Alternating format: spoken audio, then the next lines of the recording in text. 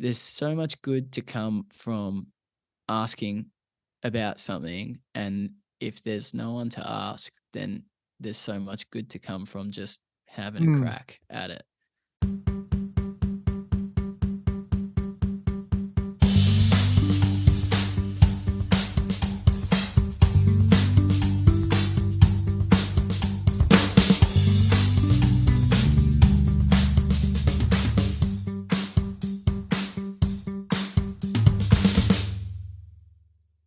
Hello and welcome everyone to another episode of the Kyl Reber podcast.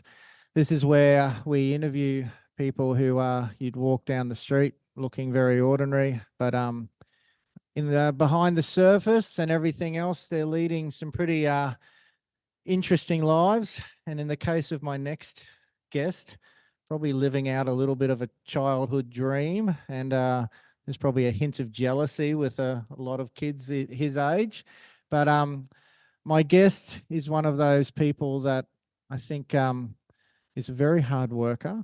I've known this guy we just discussed it off air, about 10 plus years. And it's kind of funny how people would probably be thinking what they're doing is an overnight success, but it's probably far from the truth. So my guest is McLaughlin, and amongst other things, being a martial artist and also a pretty cool bloke with a very, if you're not watching this on visual, a very rocking mustache. Rock and roll. He is a guitarist in a up and coming Australian band by the name of Teenage Dads. But that is just one of the things we will be discussing. So Connor, welcome. Thank you for very taking much. the time. Thanks for having me. Now, for those who are new, we have 10 questions. Connor got these questions a few days ago. He's deliberated over them. And again, another thing we said off air, I want to be really clear. This is not going to be a podcast doing the million questions about album releases and all the rest of it, because what I really want to do is, as I said, first time I met Connor, I had no idea that music was a little passion. And it was probably when I first met him, it was probably really just starting to come into fruition. So what I want to do is get into that a bit, but also just, I still probably think of Connor more as the kid that I would go to the gym that he's affiliated with, teaching the kids classes more so than a kid standing on stage. So that's the thing that I want to probably work on the most. But now, Connor, this question we have, mate, is I always say 7 minutes, but it actually turns into probably half of the podcast anyway, even though you're the ripe old age of 25. But mate, question number 1, birth to now in 7 minutes, 3, 2, 1, go. All right. This one, I kind of left this question to last to work on. And I've made a bit of a list of things that I think are somewhat significant as far as stepping stones along life and stuff like that. And I'm sure I'll probably think of one or two more as we go on. But yeah, I guess I'll start with maybe primary school. I guess my life before then was, I don't know, pretty cruisy. I guess I was just a 0 to 5 year old in that time. And so born on the Mornington Peninsula? Yeah. Oh, yeah. That's a good place to start. Yeah. Born in Frankston, actually. So, which is the gateway to the peninsula. But it's still basically peninsula. The beaches are just as nice. A bit more crowded though. Yeah. Yeah. So born in Frankston. My folks are of varying backgrounds, both born in Australia, but mum's parents moved from Greece after the war, and my dad's mum is from Latvia, and my dad's dad was born in Australia. So it's like a bit of a Eastern Europe, Australia, Mediterranean kind of mixture going on. And that's kind of, I guess, if you put it back to square one. Yep. Brothers and sisters. Yeah, got one brother as well. He's 2 years older than me. Let's take a couple steps forward, and primary school is probably where most of my memories kind of throw back to. I do remember being younger than that, but nothing really significant kind of happening. I remember primary school being pretty good, but like also having some rough times as well. Yeah. A couple nasty kids and stuff like that. For those who don't know, maybe listen to this podcast in other areas, Frankston doesn't have sometimes the best, what's my political correctness here, demographical reputation. Did you notice a bit of that growing up? Not really. I feel like the school I went to was overall like a really good school and Excellent. it felt pretty, it was public schooling, but kind of exclusive. My year level, they only let 60 kids in, which I feel like for other schools around the time was pretty small. And then every year after mine, they let in over 100. So we were like, our whole year level, the whole way up to year 6 was just, we were outnumbered by like heaps of other little turds and stuff. But so did you say you had like a couple of sort of, I don't know, what you call dramas or just a couple of dicks at school? Yeah, a little bit. From early on, even the first day of school, the friend I made is probably my best mate now still. It would be just about 20 years after. So there's definitely some people that I hold really close to me from that time, but there were definitely times when it was not as good. And, I think most kids have a period of getting picked on and things like that. And that definitely was part of my primary school as well. Yeah, I don't know. I've written this in kind of an odd order. That's okay. I've written also I hated writing but loved maths. So yeah, I don't know. So I guess kind of I found school relatively easy. I just really hated writing, and especially when it's like the weekend was over and then you come in and they go, you have to write what you did on the weekend. And I don't know, I just never wanted to do it. It was like, I saw my grandparents, I stayed home and that's like kind of it. But I didn't realize at the time that the teachers wanted to see our writing skills and didn't want to know what we did on the weekend. Which like 6 and 7-year-old me was like, why the fuck does this teacher want to know what I did on the weekend? But yeah, if they had said, oh, we want to see if you can like construct, and tell like a story, I would have killed it, I reckon. It would have been so much better. But I just didn't get it. So then I guess moving into high school, what evolved there? Well, just before high school ended, before primary school ended, was when I kind of felt like I started to find my thing in martial arts. So how did that start? Was that motivation from your parents? Was that a friend drove past and saw a sign? My dad did Zendukai like 30 something years ago for a very brief period with his he had a lot of involvement with looking after his nephew and stuff at the time. So it was way before my brother and I were born. And he did it with his nephew for a short period. I think dad got to blue belt or something back then. And yeah, I think when I was having a few dramas at school and stuff and wasn't sure what I should do, that he kind of pointed me towards, this style of martial art. I did it when I was younger. I think it's pretty awesome. Let's if you want to have a look around, let's try and find a club to train at and stuff. So yeah, that's kind of how I got into that. And it felt good to kind of finally have my thing. Because funnily enough, when I was younger, my brother, he was the music one. And like the rest of the family was like, oh, that's so awesome. Zach's like really good at guitar, makes my aunties and my grandma cry when he plays. And it's like, oh, it's all right, Connor, you'll find something. You'll find something one day, And it felt good that was kind of the thing for me. And it was nice. And, I started when I was 10, turning 11.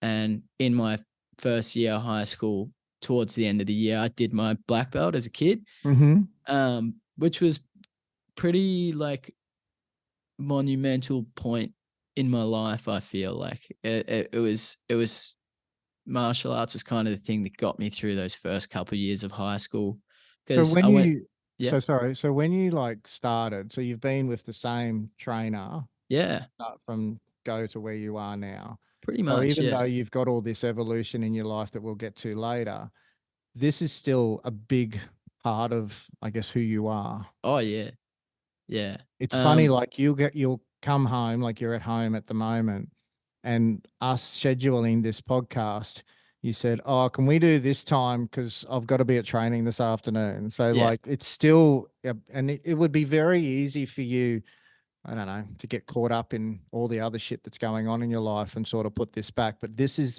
this, like you said, this is still your thing. yeah, for sure. It's kind of like that. The first, it started as a hobby, I guess, and Yeah. in ways, it's my career as well.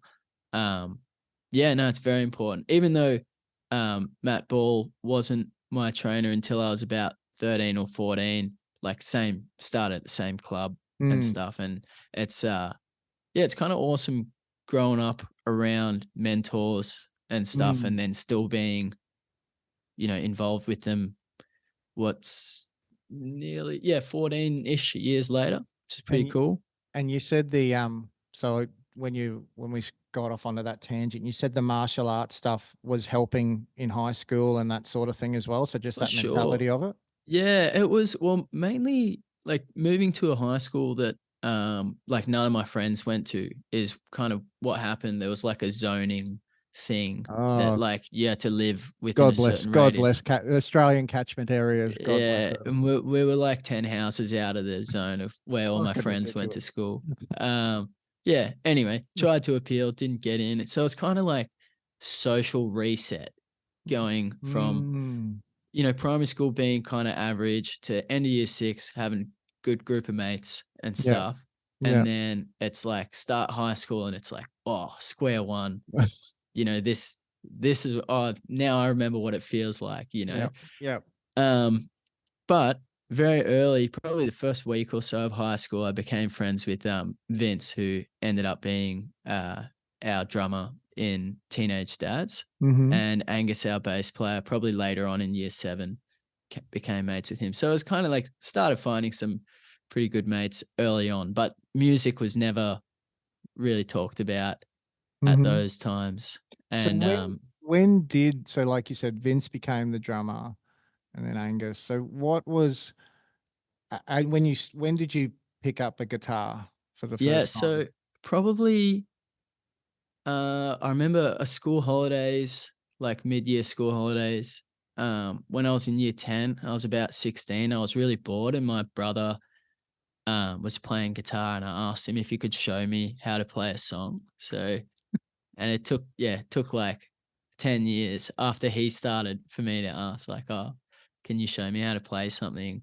And I can't remember what we're playing, probably like Iron Man and Yeah, uh, Smoke on the Water and stuff like that. But yeah, that was kind of, it was kind of awesome. I was like, oh, this is kind of fun. yeah. And it was hard. Like that's what I liked about it. I'd injured my hand, I think at school playing basketball or something, and Mm, I found mm. it really hard to fret because my fingers like bent backwards. I don't know if you can kind of see that how Yeah, far this yeah, finger yeah. I bends can back. see that. That it took so long to be able to like just kind of fret notes with that finger. And Yeah, then it's like, well, my pinky finger was basically useless as well. So yeah. um yeah, just it was a challenge. And because of my experience training and stuff, if something was hard, that was kind of like a good thing. So would you You say a lot of the stuff from martial arts, because we always talk about martial arts is so much more than punching and kicking, and there's so much more in the grand scheme of things. What if Connor had picked up a guitar before he started martial arts? Do you think uh, it might have been a different progression, for if a sure. progression at all? Yeah, I think if I had done like proper lessons and that there's no way I'd be doing it now. I would have fallen out of love with it, I think, for sure, because I don't know, I feel like as far as art goes, that in those formative years of being like 16, 17, that you want art to be something that you discover yourself and kind of take it as your thing. Yeah. Whereas I feel like if I was younger and if I had parents that were like, "Oh, you have to play an instrument," I would have been like, "Oh, fuck that," that kind of sucks. It would feel like something you have to do. And same as like starting Zendokai in 2009, it was like, oh, it's something that I felt like, you know, felt like, I'd kind of discovered it a little bit, and it Yeah. wasn't, there wasn't really anything else involved in it. It was kind of my thing. Yeah. It was your identity. Yeah.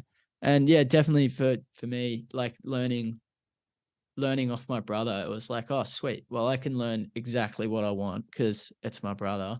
And Hey. it's not like a teacher saying, oh, you have to do this first before you do that. And that's like, I was like, I want to learn this song, and I'd spend a month or so just trying to learn it, even if it was advanced for my level. So you never did lessons as such? Never.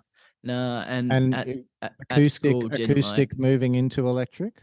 Yeah, and mainly because that was, there's a lot of factors into that. Mainly because my brother had a lot of acoustic guitars, and when I started like getting into music, it was listening to a lot of like Neil Young, Harvest, and stuff like that, which is pretty heavy on acoustic instruments. And then go back an album, and it's Yeah. Everybody Knows This Is Nowhere, and it's all like Crazy Horse full band and stuff. And that's kind of where I thought, started getting into electric guitar a bit more. Okay. Stuff like that. So you finished high school? Yeah, finished high school. Got a fairly good ATAR, and which do you have ATAR in Queensland, or is We it? have ATARs now. We've had Yeah, them for 2 or 3 years now. yeah. So It used to be ATAR for OP, or those. What's that? was it OP before? OP, and Yeah, let's not discuss what nah, my OP was, Connor. fair Let's enough. let's. I was saying to you at the start, what do you not want to discuss? Let's not Yeah, that's discuss my fine. schooling. Let's do that another time. Sure. But yeah, for those who are listening, ATAR, I guess, is your final score, Yeah, it's kind of which, like a ranking. which depicts what you're allowed to do with the rest of your life after that. Yeah, but as in the last year of high school, I was aiming towards doing something in the medical imaging realm. Okay. And probably got pushed towards something like that a little bit from my parents, saying like, think about job security and stuff like that, something medical. There's always going to be sick people and people with broken arms and stuff. And it was like, oh yeah, cool. This is kind of scientific, mathematical, which is stuff that I had, a level of interest in. Yeah. Didn't quite land in that course, ended up in a Bachelor of Science, and Okay. tried to go the route through bioengineering into that, and realizing how uphill of a battle that was it was a bit disheartening, but also had a big struggle at uni with trying to balance. It was very hard to be anything else but a uni student at University of Melbourne. And it was like kind of forced, like, you do 20 contact hours at uni and you're expected to do 20 hours, outside of that. So where you are, so you're in Somerville. Frankston. Yeah. So you have probably what, an hour, just an hour and a quarter? Yeah, longer. Probably hour and a half on the train. Yeah. Yeah. And then so there and back every day, or probably what, 3 or 4 days a week? Yeah. The first year was every day because I didn't know how the timetabling thing worked, and I just got like a default timetable that it would be like one compulsory class at 9 a.m. and one at 5. And then it was all those hours in between. It's like, well, man, stuck in the city, which like, honestly, I didn't mind it too much. I got to eat a lot of good food. Definitely that first year out of uni was the biggest I'd ever been.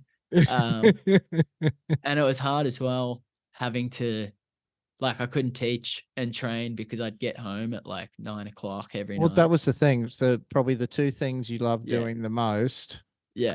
had to, well, there wasn't a, I can't do this right. I physically can't do this right now. Yeah, pretty much. And it was more being at uni that first year was like, I felt like I had to do it. I had to finish high school, and I not that anyone was pushing it on me, but it was like, I really should go to uni because that's what people do, you know? Yeah.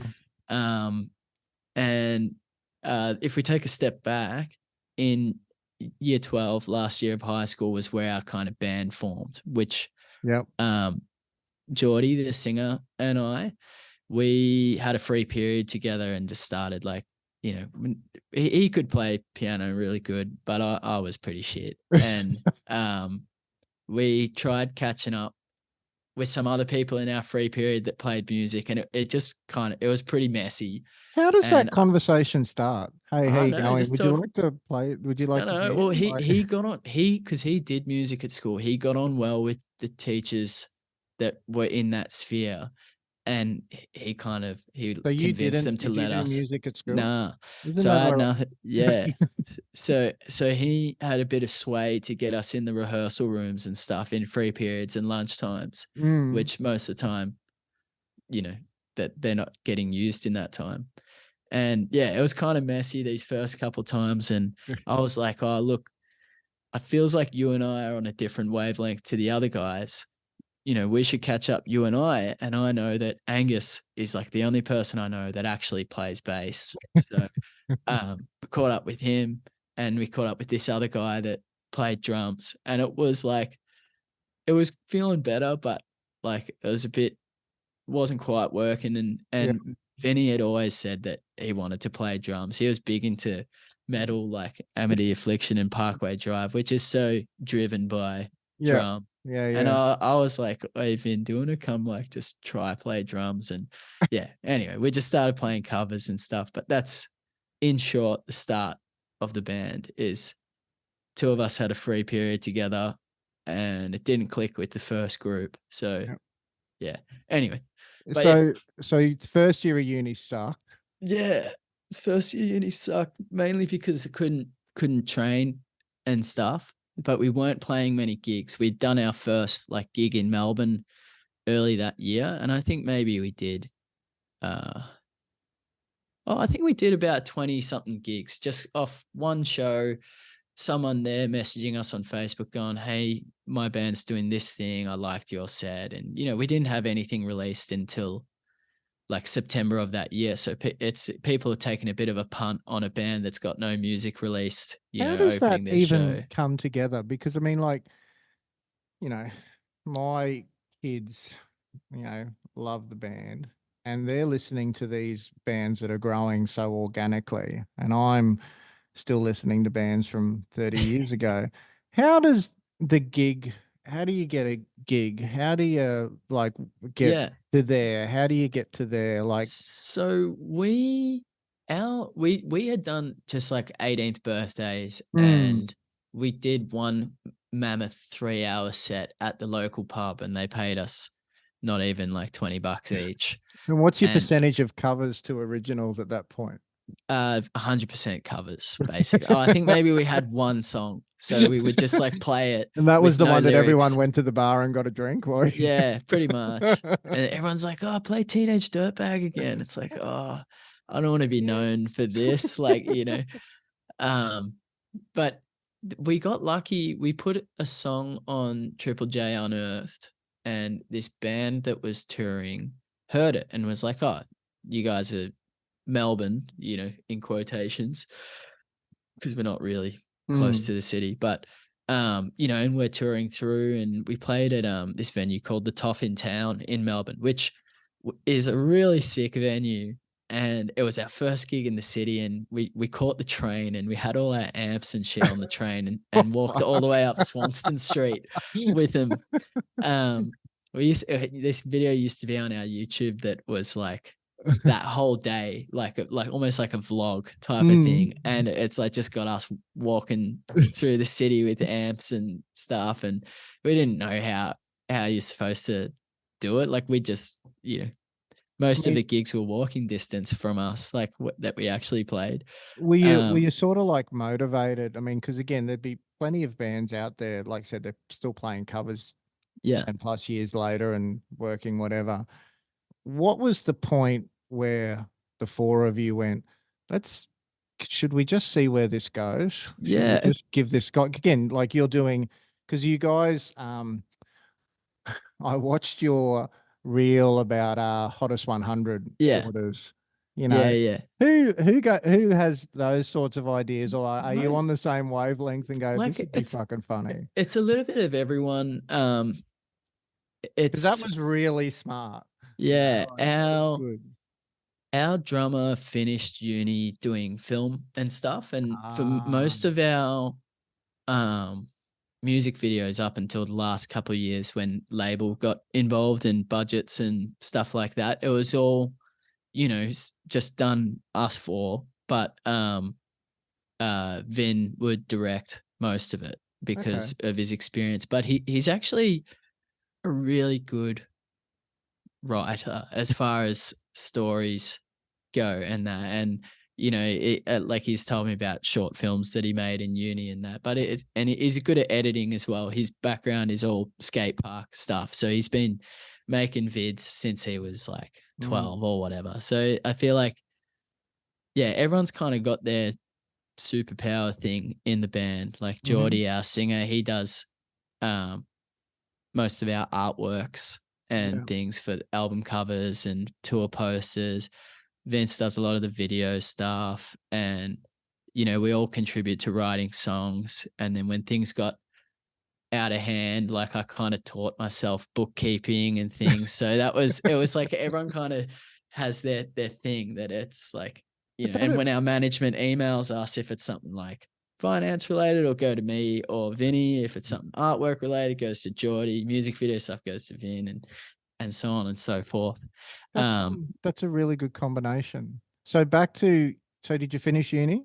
No, so second year uni, I was able, structured it so that I could, um, Gamed it. uh, yeah, I structured it so that I could, um, train and do gigs Yeah. and do most of uni online, which meant that I didn't do any of the online shit. And I think you came to Thailand that year as well, but I had mid-semester exams, Oh my and God. I I had paid for the trip, and I tried to go through the uni to get it like a sport approved thing. And the Mm. uni's like, we don't support combat sports. I'm like, well, I either lose $1,000 on the subject or lose $1,000 on my holiday.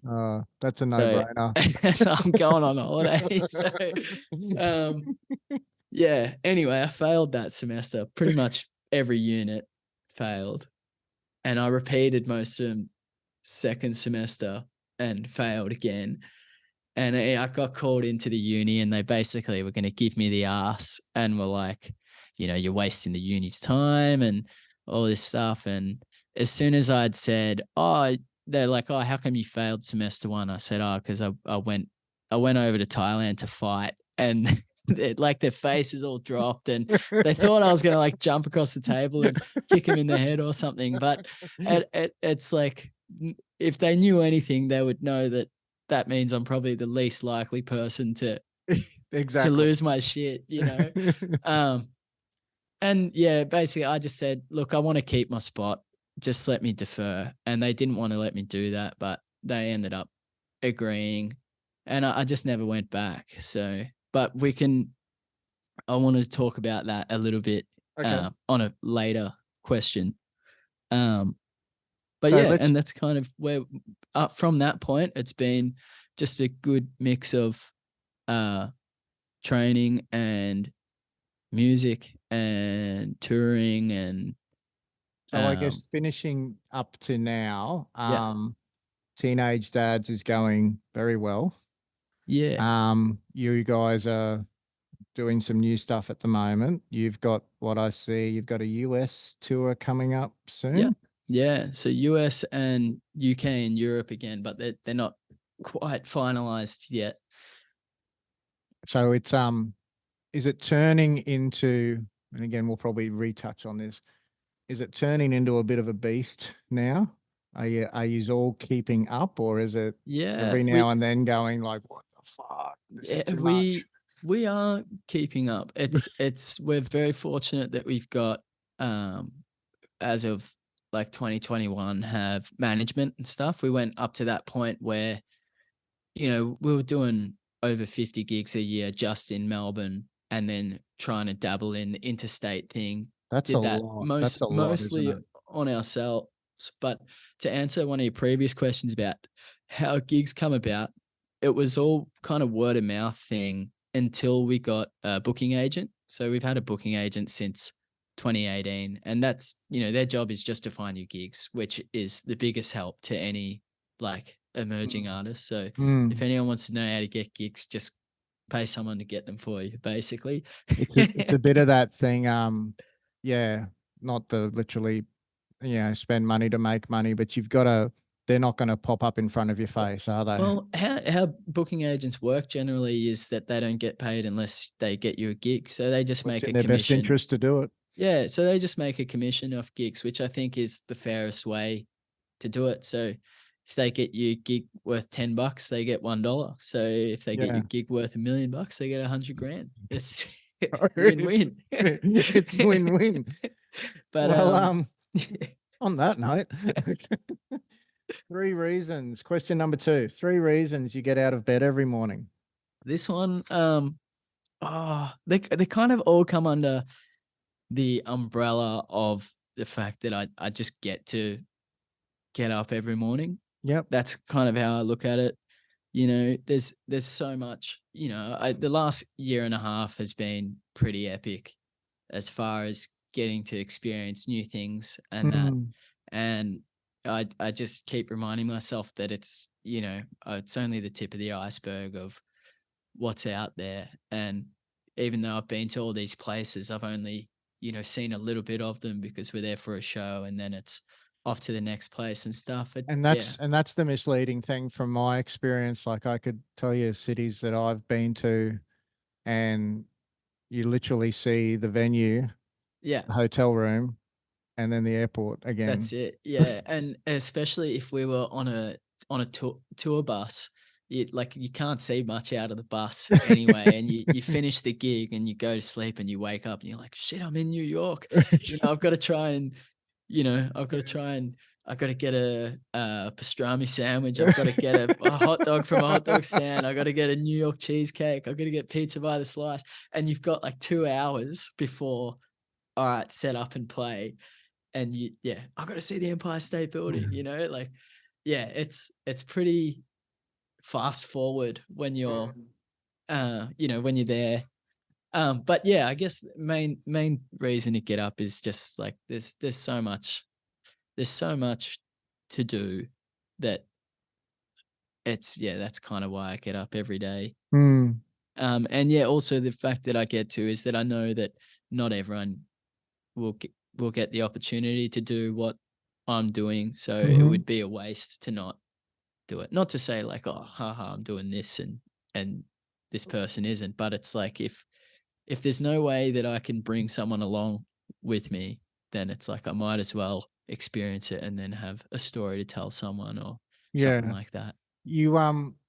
I keep, it keeps popping into my head, and again, from not just saying this, on air, but off air, and watching you, observing you.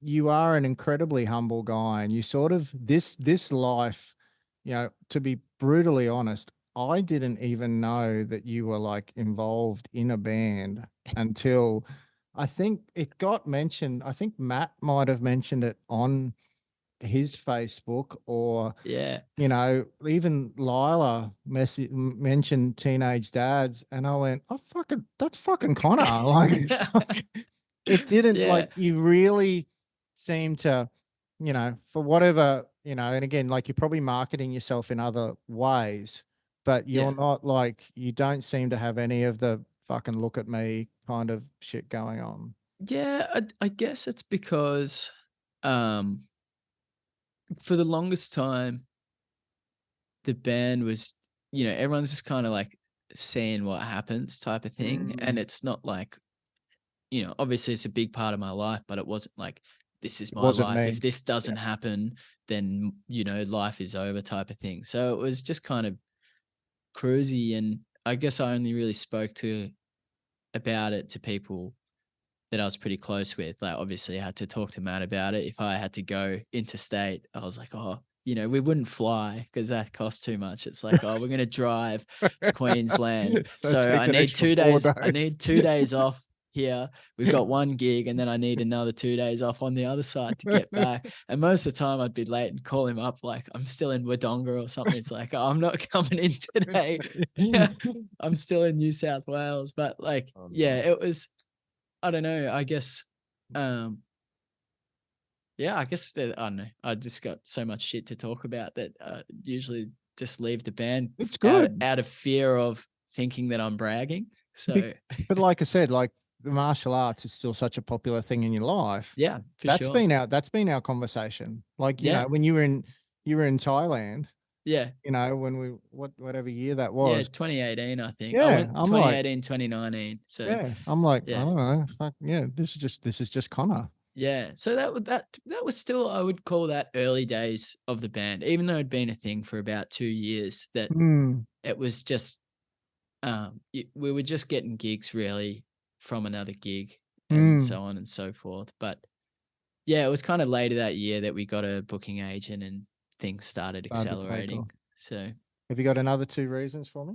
no, that was kind of all I had. It's so hard to, It I don't is. know. To put Yeah, it into it's 3 reasons. it is. Yeah, to put it in three, I thought I would be cheeky and do an umbrella term. So Well, it's good because if you listen to other ones, like there's everyone's got their own interpretation of these questions. yeah, that's what I was finding as well. I don't know if you can hear that phone going off in the background. That's all good. Yeah, that's what I was finding as well. That it's like, oh, it gives me a bit of a chance to answer them how I like. Yeah, Well, that's right. which is kind of cool, and there's not really a wrong answer. There So isn't. yeah, You can like, just turn around and say that's not even applicable. yeah, But on to question number 3, yeah. 2 guilty pleasures that you have. I thought this one would be harder to answer, but they kind of identified themselves pretty easily. And I'll talk a bit about both of them, but one's got less to talk about than the other. But as of recent, 2 guilty pleasures are for sure playing pool, and Okay. the second one is Guinness. Yeah. Is that have you done the UK yet? Do you have the UK Yeah, tour to I've been, blame for that? yeah. No, well, I've been into it before. We'll talk about Guinness first. Why not? When I did a bit of a stint, across like 2020 to nearly 2022, where I didn't drink at all, Mm-hmm. and I just before stopping, me and my friends kind of got into like enjoying a Guinness, which, but yeah, I kind of had a reinvigorated love for it when we went to Dublin. It was kind of awesome because And it was everywhere. you can get like a good pour here in Australia, like the pub that's local to us, like the Dubliner. Yeah. It's run by all Irish people, and it's like it's a pretty good pour. But when you go to Dublin, and it's like the keg has literally come from across the road to the Mm-hmm. pub, that Mm-hmm. it's there's no like, it just tastes like drinking a chocolate milkshake or something. It's kind of awesome. But This yeah, is I always say this, and you may have realized this too, in Thailand, a singer in Thailand will never taste or always taste better than a yeah, singer in Australia. for sure. It's just And different. Shang as well. Yeah. It's yeah, it's just one of those things that, and I guess like our tour manager in the UK is very experienced drinker. and he was like, he's like, oh, I fucking swear to you, VB is the best beer in the world. It's like, dude. Next thing he'll be saying Foster's is good as well. No, because he's like, honestly, it is the best. And it's just maybe like this thing because there's probably a lot. I doubt there's Irish people that are sick of Guinness, but I could, there's a lot of Aussies that have kind of graduated from VB 4X 2s, and they've kind of passed it. But it's funny that's a guilty pleasure of mine, probably because I'm not really into drinking. That it's like nice to just kind of. Well, it's like your like I'll have a whiskey just to sip it. Yeah. No, I'm not. Yeah, I don't have a whiskey to have half the bottle. No. So like it is your chocolate milkshake. Yeah, it's great. I feel like. Yeah, I feel like a lot of people are missing out. I can see you drinking Guinness. A lot of people are kind of scared of it, and it's Do you get the froth on your mustache? Yeah, for sure. I just tell people if they're trying it for the first time, it's like you just can't expect it to taste like beer. Like you just let that go, because I think a lot of people get it ruined for them. They drink it, it's like, oh, it tastes like coffee and like, yeah. Anyway, but yeah, that's all right. That's I don't know if I've ever had a Guinness. You should. I think just recently though, when we finished up in the studio last week, we went to this pub and they had it on tap there, and I didn't have any, but some of the other guys did. That the first kind of you don't get a Guinness at the pub unless there's other people drinking it, because the first couple like pours are really shit apparently, and all bubbly and stuff. Yeah. But then, as Angus, our bass player, he had a couple because we were kind of celebrating. But at the end, it was like, oh yeah, that's a good pour. You can tell that it's like the tap got some work for the night, and it was better. You'll be sponsored. You'll be sponsored in no time now. Hello to all our friends at Guinness.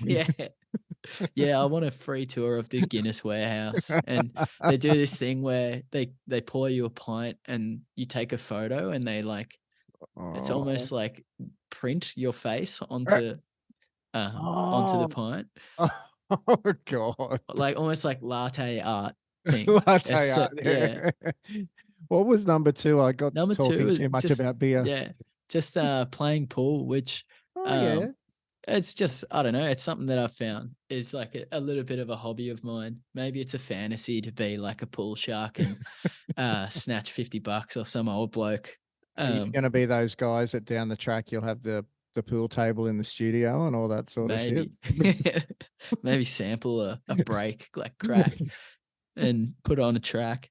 But have you ever been pantsed? Have you ever not sunk a ball and had never, to do a lap?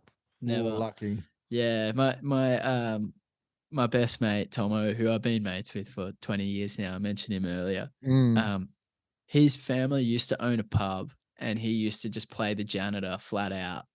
And he's such a bastard to play against. He's too good, but basically, we go all right against each other. He probably wins 2 times to my 1. Okay. But it's just been a fun thing. He and I especially kind of, we've kind of found like a something that's not really just for us, because we do it with other people too. But we go to the local pool hall maybe 2 times a week or something like that. That's just good. Have a crack, which is good. Do you find the more Guinness you drink, the better you play, or the worse? No, they don't. I think they might do Guinness cans there, but I don't really drink like ever. So, he might have 1 or 2, but and back most to of the time, Guinness out of a can. You can't do Guinness out of a can. You kind of can, because it's brewed in Dublin, and the kegs in Australia are brewed in Canberra. So it's like, I don't know. I feel like some purists will probably go for the can over the thing, but it's not as good. This is the most in-depth discussion I've ever had about Guinness in my life. I feel like a lot of people are missing out. We're selling it. I told you this wouldn't be all about music. Nah, it's You've good. never had that in an interview before, have you? Nah, never. All right, question number 4. One thing you bought that has literally made you happy every day after. This one's pretty easy. I reckon it's the main guitar that I use live and in the studio. I've kind of bought it on a bit of a whim that it was like I had a friend that was looking for a new guitar, and I saw this thing pop up on Facebook, and it was, it was pink and it looked cool, and it was like looked kind of weird, and I'm like, hey mate, um, what do you think of this? And he goes, oh, you should get it. And I kind of went, oh fuck it, I'll go get it. And it was the thing that I like about it is that it was this person, I think she was from Canada, and she was going road tripping Mm, playing acoustic. And she had to move out of her place, and she's like, I can't put it in storage. I need to get mhm. rid of it. And it felt good taking it off someone's hands that couldn't use it It's kind of or wasn't gonna. like a fostering Yeah. kind of And situation. it was like it felt, because I hate waste. Mm, I hate like things that don't get used, or things that just get turfed, or and mhm. I and it felt good to get a secondhand instrument, because I'd never had one before. I'd only had like a fairly inexpensive guitar that I bought brand new, but it felt cool. It's like, oh, if it's secondhand, I can get it a bit cheaper, and it's got a bit of a story from it. This guitar came over from Canada with this girl, and she had to get rid of it, and it's like, well, now it's kind of, I'm kind of Mm. carrying the torch now for It's funny, how it belongs. those sorts of things, the difference, I guess, for you, like, as opposed, like, if you'd have bought a brand new guitar, maybe you wouldn't have had as much love No, for it. no, Are for you a sure. multiple guitar guy, or have you Yeah, got like your I've your always favorites, I guess? I've always had like a spare at gigs and stuff like that, but now a lot of the time we tour with a tech who Yeah, will like swap our instruments and that, so that way we don't have to stop and tune up and that, yeah. which we didn't have a tech at the gig you came to. That one was a little bit more cowboy than normal.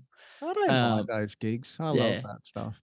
Um, but yeah, I do have a second one that's like kind of similar, but the main guitar is um I don't know. It took the thing, I think why I've got such an attachment to it is because it took a while for it to feel like it was mine. Like it just Ah, didn't, and okay. I found when I was writing music, or if I was coming up with a guitar part, I found that I was more creative on my old guitar.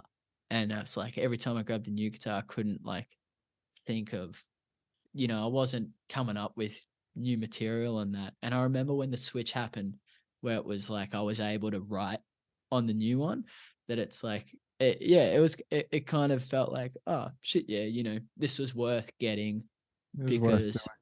I you know, wonder if that person you sold it to has ever taken note, or it's ever, this is what it's doing now. It's weird, nah, isn't it? yeah, she was quite hippie, so I feel like maybe not, but she was cool. But yeah, I don't know. I don't expect anyone to care about our band You're not, or are you that words. guy that names their guitars, or it's just Nah, that one? nah, it's just that one. It's just over there. All right, mate. Yeah. Question number 5. One thing everyone thought you were crazy doing, but did it anyway, and it paid off. Well, I think I wrote one down for this. Oh yeah, yeah. Oh yeah, I did say I was going to come back to this, but there's kind of two, but I feel like they're connected. And it was like dropping uni was not that everyone was thinking that I was crazy for doing it, because obviously I think a lot of people could see how unhappy it made me. Yeah. But and I feel like it just, I think I had a lot of expectation on myself that I should be at uni and stuff. So it was more probably me thinking, oh, are you sure you don't want to just finish a degree just to be safe? Like Mm, the amount of work required to just be safe was like, well, I might as well put that effort mm. into something that I actually care about. Uni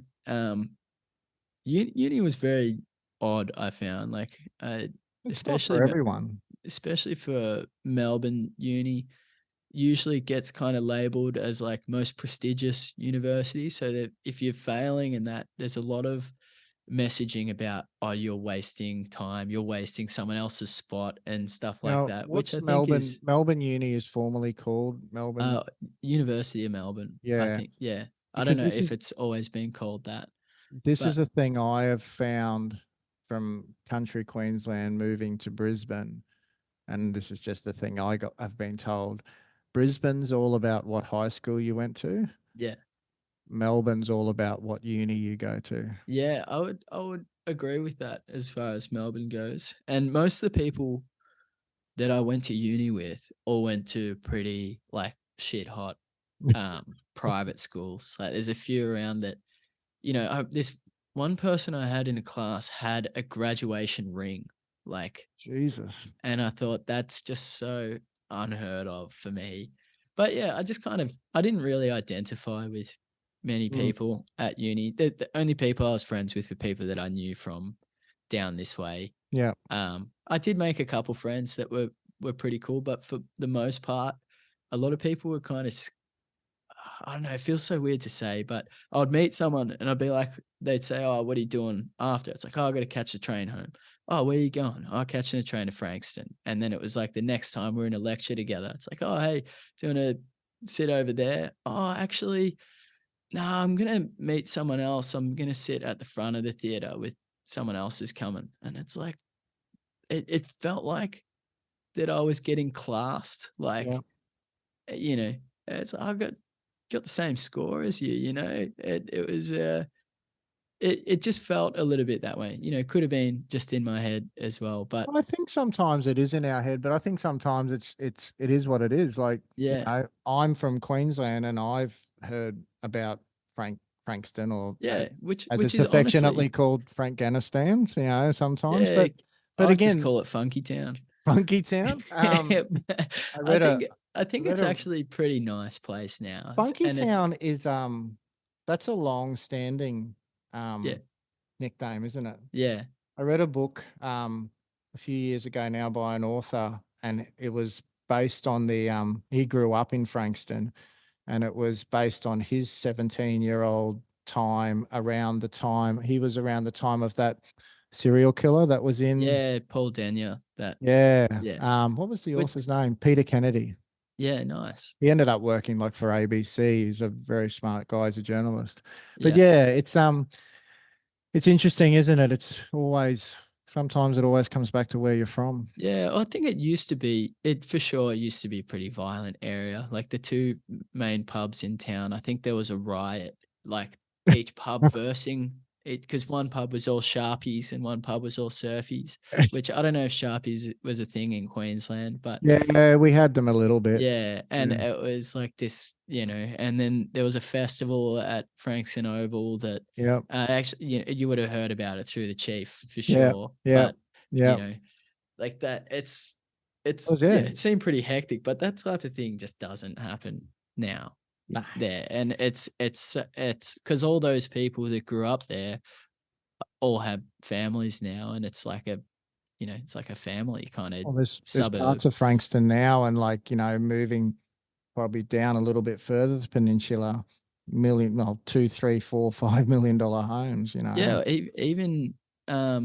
even like Oliver's Hill in Frankston, they're all massively expensive properties, and it's Mm, like it's still Frankston, but you've got to pay $2 million to live there. So, it is what yeah. it is. But anyway, so uni, yeah, leaving uni was kind of it was more me asking myself, like, is this the right choice? And just kind of going, So fuck it. what was that conversation with your parents like? It was fine. Yeah, it was Because they probably like, picked up that you were just miserable. yeah, it was. I was very stressful because it's like I was putting all this stress on myself for, oh, I need to get this stuff done, and then just not doing it. And then it's like, well, no wonder I'm stressed. Mm, And I couldn't, it was very hard to be anything but a uni student. So mm, as soon as it was like, well,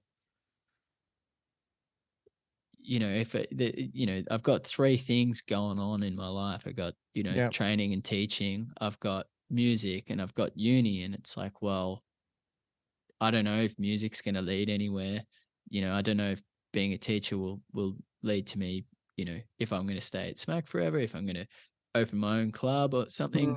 Mm, It was like, well, what do I do? And it felt like the thing that had the least opportunity was staying at uni. So I had to ditch it. So yep. yeah. What, it was funny thinking about when you were talking about your first year, basically the things that from, I guess, if you want to say a mental health point of view, the two things in your life that were giving you the most joy were taken away from you. Yeah. No Big wonder you time. were fucking miserable. Yeah. It was crap.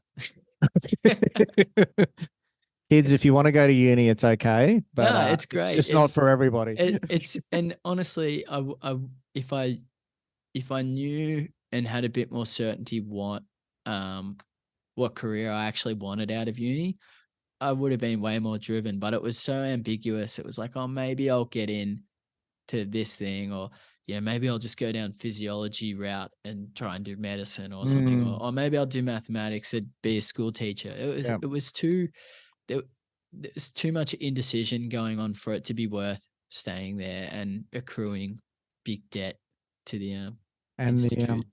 the rest is history. And the rest is history, I guess. Yeah. All right. Question number 6. 4 things you cannot live without, animate or inanimate.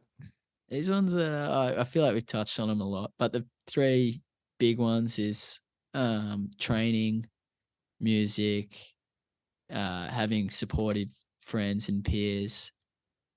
Um, Yeah, not as necessary that, like, having supportive peers, not necessarily like a people pumping up your tires constantly, but Mm, it's just supportive in the way that, like, um, they can, you know, like, pull you up on your bullshit as well. And have you got a person that's a I guess you call them a sounding board?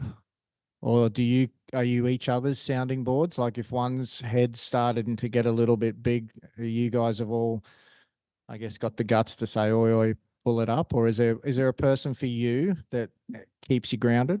not particularly. My, like, close friend group, I guess we all kind of do it to each other, I guess. Yeah. It was big, like the group was bigger, it's separated, Mm, and stuff. But like this group of people, we've all known each other for, 15 kind of years, or 10 to 15 years plus type of mm, thing. And it's yeah, a lot of other people that I know that aren't like kind of part of this group don't have like a group of friends like that is about 20 people that have all been the same yeah. kind of group for so long. So I guess we all kind of bounce off each other a bit. And there's times when some people are struggling more than others and that. Yeah. And um but And yeah, is it it's just sort of kind of, like like I have sort of a similar group where you can not see each other for so long and then you yeah, meet up and you literally it's pick just the up where you same. left off? Yeah, yeah, it's so good. Yeah, just like that. That's when you know you have good friends. Yeah, for sure. Um, what about, I guess, music, you know, the band, the whole thing. Is this something like, and again, you're only 25, but is this something that you go, I think, all going to plan, I can see myself doing this for the rest of my life in one way or another? For sure. Because I feel like being a performer for most people doesn't end up being like a forever thing. But Mm, um, just the kind of circles that we're around, it gives me hope that if things do dissolve, that there are other careers in music that yeah. um that are around, like as far as, management and, even if you go into being like accounting, but for artists Yep. or, there's so many things out there, marketing and events and stuff like that, that most of those people in those roles were, in bands and stuff 20 Yep. years ago that, and I feel like, I feel like, yeah, because you did a lot of Big Day Out and Mm, stuff. Yeah. mm. I'm pretty sure that Michael Chugg had a fair bit to do with that. Chuggy was a little bit involved with that one. Yeah. He was more involved with like Blues Fest, Oh, yeah. that Yeah. sort of thing. Yeah. The Big Day Out was Ken West and Vivian Lee's. Oh, yeah. Yeah. Nice. But it was yeah, it was interesting. Like you said, the best people to work with in the music industry were the people who had, I'd probably say, had other roles in the music industry. For sure.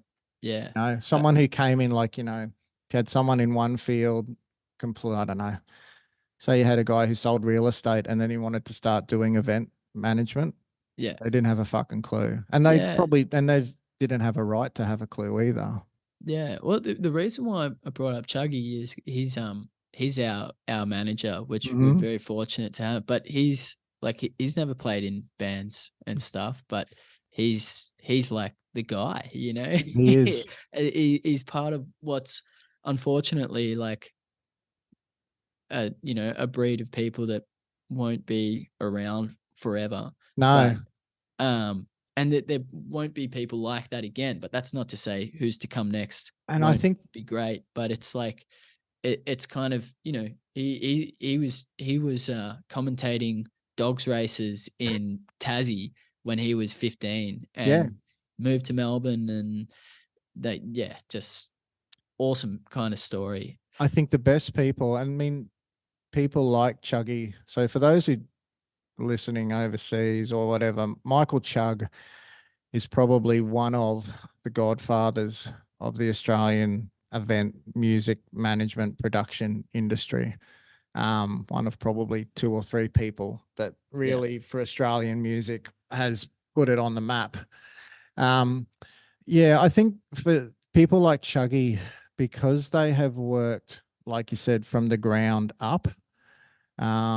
We had a guy, he is still involved in the industry. His name was Brian Clardle, and his nickname was Smash, and it was the most inappropriate nickname because he was literally, and Smash, if you're listening, hello.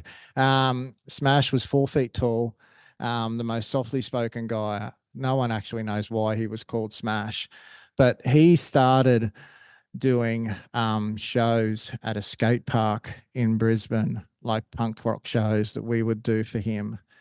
And he ends up being the local promoter for Big Day Out, which still is, I think, the largest music festival to have ever played in Australia.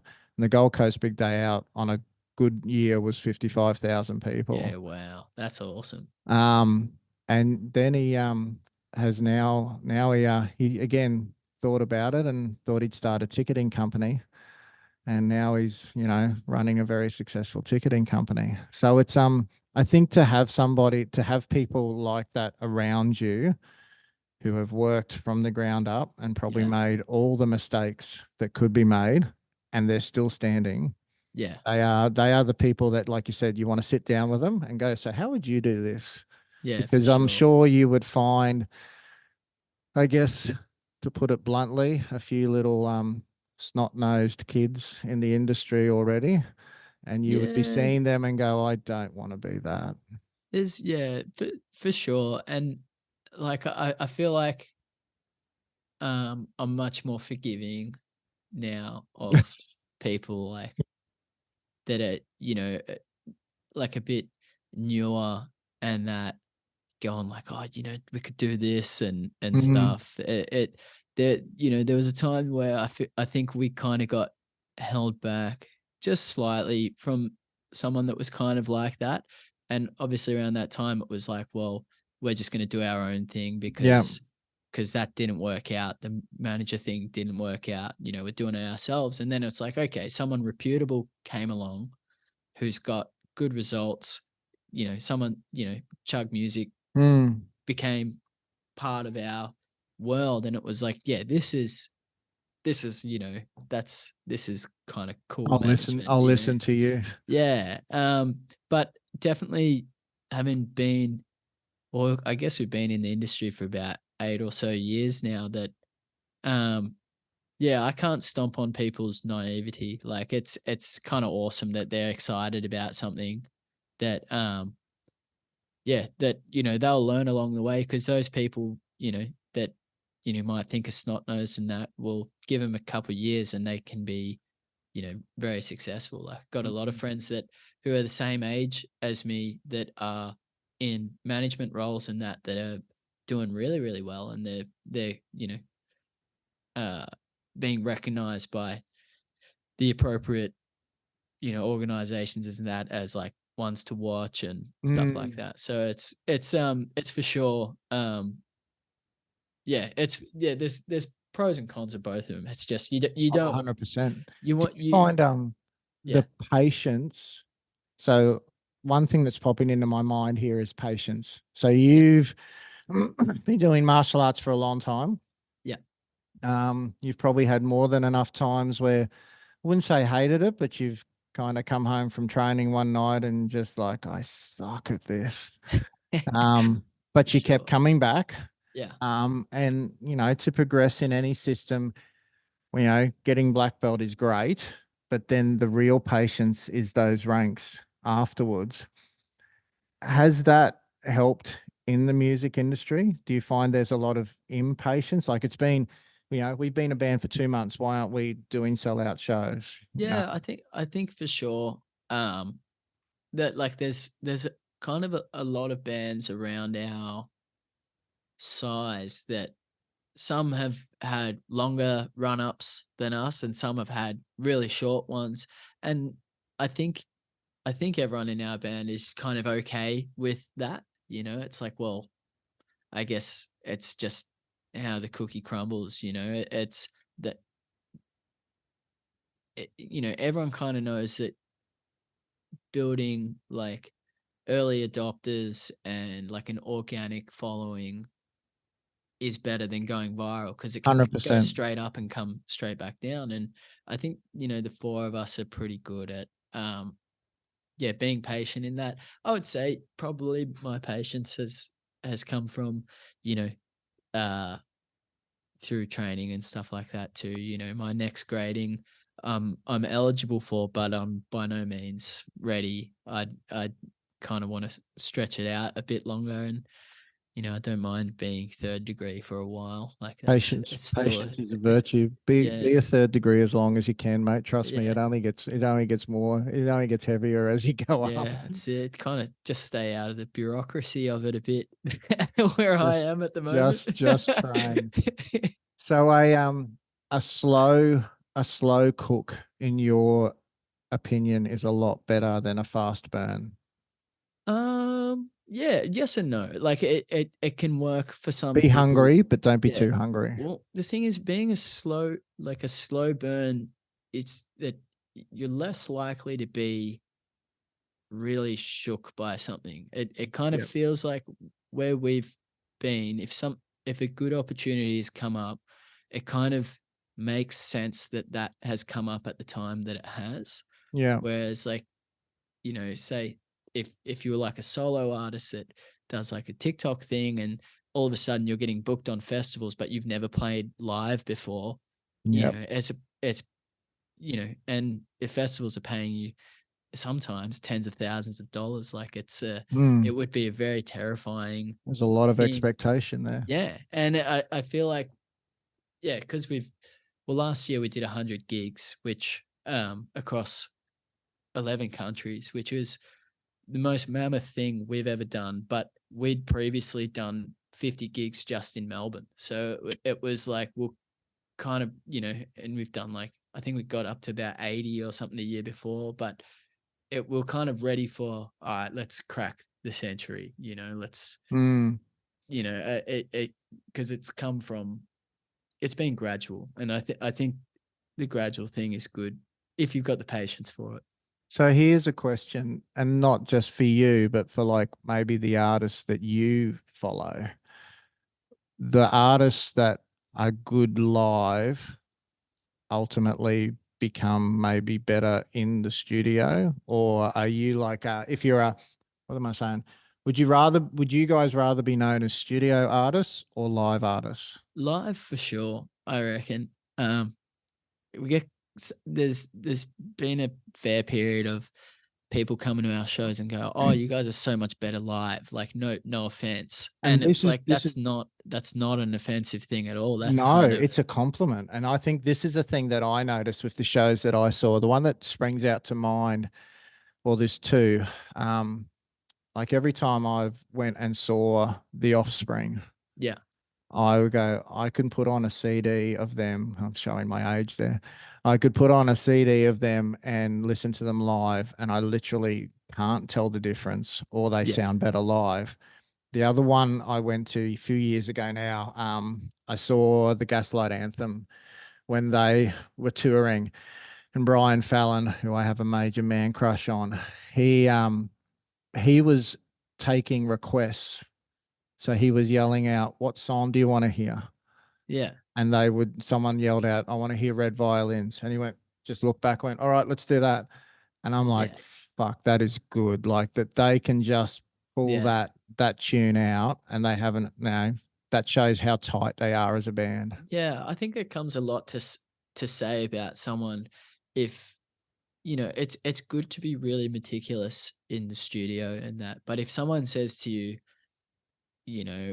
we've had opportunity particular instances where it's like changeovers gone too long from the band before or whatever, and it's like our set gets dwindled down to from a 45-minute set to a 20-minute set. It happened to us in WA last year, and it was this all ages festival, and there's all these kids that like haven't had a chance to see us, and we're standing there, we were on stage just waiting to go. Everything Mm. was getting patched wrong by the house crew, because it was all volunteer stuff, which it's Yeah. like it's cool, but it's like it was kind of stressful. And Yeah. we're standing there on stage going like, all right, fuck that song off, let's not do this outro, let's change it and play it like how it is in the recording, or let's play Yeah. this and that. And then someone says, all right, fucking go, and you do it, and it's like feels awesome, Yeah. like. And I think I have a lot of respect for like one of my favorite live bands is King Gizzard and the Lizard Yeah. Wizard. Apparently, like I think they did an interview recently. Apparently, their set list changes mid-show. Like and there's always this one song that's always on there that one of the members wants to play, but Mm. most of the time in the set they'll look at each other and go, "Nah, fuck it, go to this one instead." And they play the songs in different keys and stuff to what's on the recordings, but they do it. They know if the set changes, they know of where they have to Mm. transpose it to in Mm. real time, and it's like that's pretty sick. I That's reckon that's a tight unit, isn't it? that's pretty sick. And like I can't do that. Give me half an hour maybe, but like it that yeah, just kind of yeah. I think it's cool, Like and you said, I like a that's lot a of skill. That's a real skill. for And sure. that's far, I mean, look, to me as an old fella who loves going and seeing a live band, that to me is a musician, Yeah, you know, that to me is a musician. yeah, for sure. All right, number 7. If you were not doing what you are doing in life right now, what would have been option number 2? Definitely not university. Yeah, well, like maybe maybe that, but um, I feel like a normal job that I would excel at would be being a school teacher. Yep. High school or primary, I would be. I wouldn't know what to pick. I feel like I probably, in my experience, worked more with primary school age kids, Mate, and I can definitely concur. I have watched you take a kids class, and you and your mate Hixie, you guys yeah, you're all over it. yeah, he's Just a that legend, energy. Hixie. Yeah, he's a gun. He's way more energetic than I am. He's so good. But yeah, I feel like that type of thing. I think like the primary school thing would be cool, as that, you're teaching a variety of stuff a lot of the time as a teacher. Mm-hmm. Unless you're like a specialist teacher, like a music teacher, which a few of my friends are primary school music teachers. A few of them are high school music teachers as well. And I guess there's kind of benefits of either of those. If you're like a high school Mm. teacher, you kind of just work in your niche kind of thing, which is cool. But Yeah. sometimes, high school age students are less compliant and stuff like that, and it has Yeah. its own challenge. But primary school age students can be really non-compliant as well, and it's a different, you have to use a different strategy to be able to, you know, create that desire for them to want to be influenced by you, type of thing.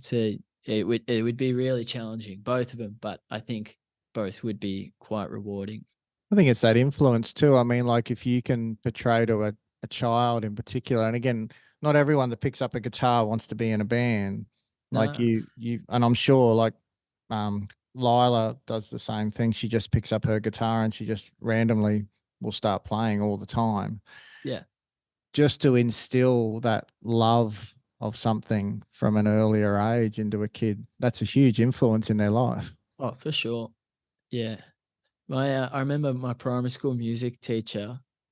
I actually did kind of like music in primary school, but my music teacher, she was like the fill-in for the Seekers. Like, Oh God. yeah. But the thing is, she was a fucking amazing muso Yeah.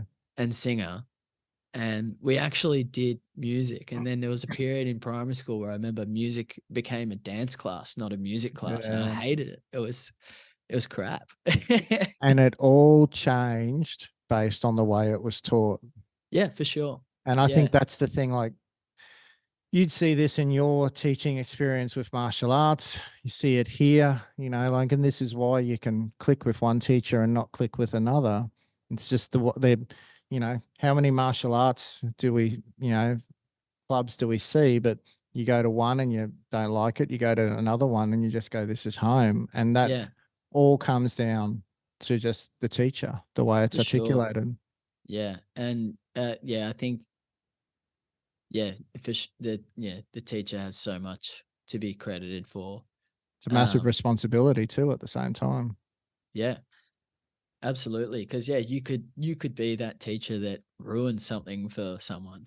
You know, And I even your brother, teaching you guitar, yeah, if he had gone a different approach and yeah, been more could have been condemning or whatever, make or break. we, we wouldn't have gone and seen you at Burley a couple of months ago because No, you wouldn't be playing. You'd just go, yeah, fuck, what's the point? yeah, for sure. It all comes down to the teacher. That's a good one. All right, number 8.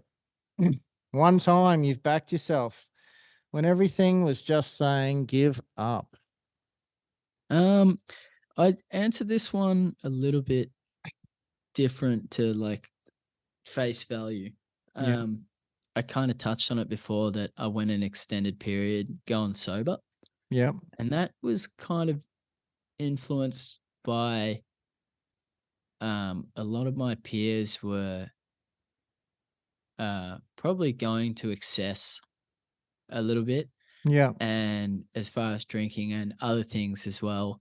And I feel like that it was coming as this big crescendo to a point where I played a New Year's Eve festival out in country Victoria. Had Mm-hmm. no reception and stuff. Phone went flat. There's no power on that. Get back home on New Year's Day. So we played the 30th. Get home on New Year's Day. Getting ready to go out. Charge my phone up. Open my phone, and I've got a whole bunch of messages in there that one of my mates had passed away in an accident the night before, and it was like, oh Mm. fuck, it was pretty heavy. There's a lot of things at play in it. But something that I made the decision of doing was, just thinking about self-awareness and that. And I thought, well, if I'm ever under the influence of alcohol and that's quite impaired, I feel. Yeah. You kind of get tunnel vision on whatever you're doing and that. And it was more just when everyone else seemed to double down on um, usage of alcohol and stuff. I was never into drugs, but a lot of my friends had started getting into them, and I just kind of thought, oh fuck that, I don't want to be, I don't want to be another accident, Yeah. and it's a shame that that was the thing that made me think that was something so tragic happening, but Mm. it was not necessarily that everything was saying not to back myself, but it was the environment I was in was not. It seemed like everyone heals from things differently, and everyone's come good, which is Mm. really great from that group of people I hang out with. But at the time, I didn't want to be involved in any of that, and I kind of just took it upon myself to just see how I felt if because I'm at gigs all the time, like drinks are free everywhere. This That is a Yeah, and this is what it's I was very going to easy say. to say yes to stuff that you know. Totally. You've got and I think it's interesting. A few things there. Number one, that that trauma, which is horrible, that can motivate you to go either way. For sure, which Um, is kind of what I saw a lot. But yeah. Sorry, you keep going. no, no, and you going either way, like it's all the path we choose. And again, Australian culture, God bless it. I even have to be conscious now. When you mention about having a beer or do you want to offer someone, like I I probably drink the least I have drank in a long time. And it's like you said, like I just don't want to go down that path. I don't want to be known as that person. And I just don't like the way, like your time to you is sacred. So do you want to spend that one day off you have on a tour hungover, or do you want to go out and see the Empire State Building and have a Yeah, Reuben sandwich, yeah, And again, it's just you don't like that person you become. The second thing is you would have, like you said, free drinks and that. You'd have so much accessibility to it now. for sure. And you see all those old school stories of, God, artists who we won't mention on here have the bottle of vodka at the side of stage, and at the start of the gig it's full, at the end of the gig it's empty. Yeah, That doesn't, you don't need that to be a good performer.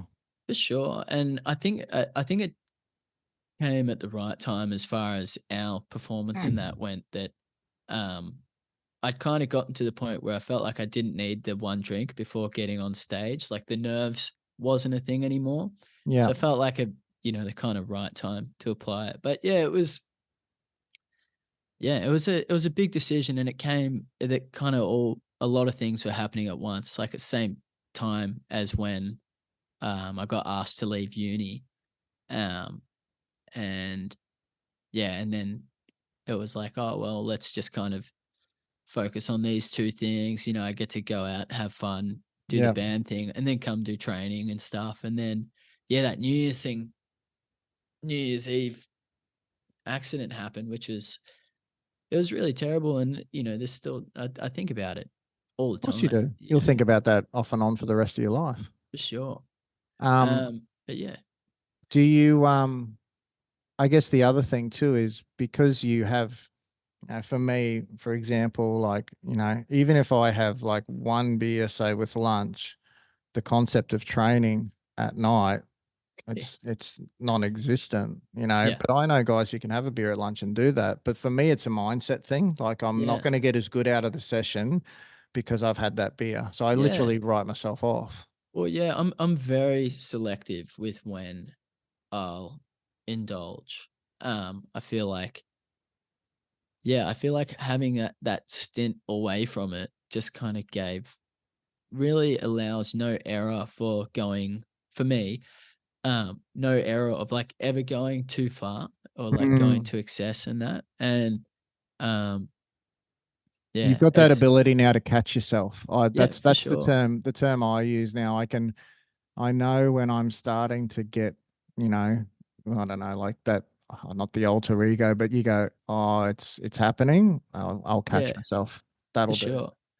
And it's really funny at our shows because especially like a capital city show, the drinks right is massive. There'll be like a bottle of Grey Goose and a slab of this, and there's usually Guinness on there as well. And then it's like, I was going to say, gonna is that on your rider yeah, it now? is. No? Yeah, it Do you have is. like you need a jar of brown M&Ms and a jar of red? Yeah, Like, like have you going to put any strange is requests that in there yet? like is that Wayne's World 2? Where Ah, it was yeah, something like that, or there was something got printed like Rolling Stones or some yeah, or famous band had these really odd fucking rider yeah. requests.